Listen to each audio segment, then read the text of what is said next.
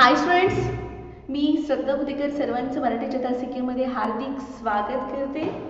मुलांनो, आज आपण एक चिऊताईची अतिशय सर्वांना आवडणारी कविता पाहणार आहेत. कवितेचं नाव आहे उठा उठा चिऊताई. सर्वप्रथम कविता मी वाचते, सर्वांनी लक्ष द्या. उठा उठा चिऊताई, सारीकडे उजाडले, डोळे तरी मिटलेले अजूनही अजूनही.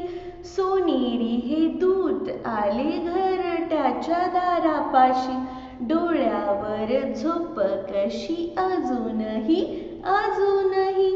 लगबग पाखरेही गात गात गोड गाणे, टिपतात बघा दाणे चोहीकडे चोहीकडे.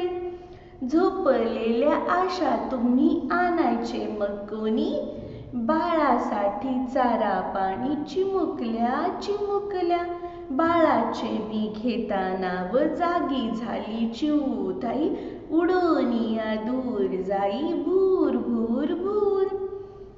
कवीने अतिशय सुंदर पद्धतीने चिऊताईचे वर्णन या कवितेमध्ये केलेले आहे. ही चिऊताई आपल्याला कधी अंगणामध्ये दाणे टिपताना दिसते, तर कधी अंगणामध्ये चिवचिव करताना दिसते.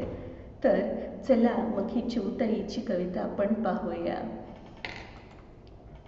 उठा उठा चिऊताई, सारीकडे उजाडले, डोळे तरी मिटलेले अजूनही अजूनही.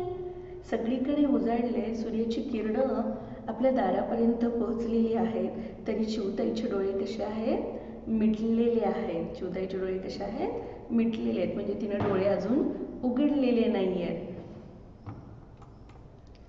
सोनेरी हे दूत आले घरट्याच्या दारापाशी, डोळ्यावर झोप कशी अजूनही अजूनही.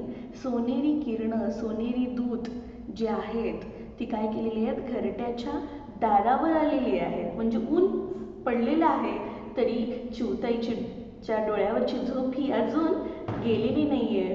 तर चिऊताई लवकर उठा, सारीकडे उजाडलेले आहे, असं कवी या कवितेत आपल्याला सांगतोय. तर मुलांनो, उठा उठा चिऊताई या कवितेतून आज आपण काय पाहिलं की सगळीकडे उजेड पडला आहे, तरी चिऊताईचे डोळे मिटलेलेच आहेत आणि सोनेरी दूध सुद्धा काय झालेले आहेत, घरट्याच्या दारापाशी आलेले आहेत. तर कवितेचा राहिलेला भाग जो आहे तो आपण उद्याच्या तासिकेमध्ये अभ्यासूया. बाय स्टुडंट, धन्यवाद.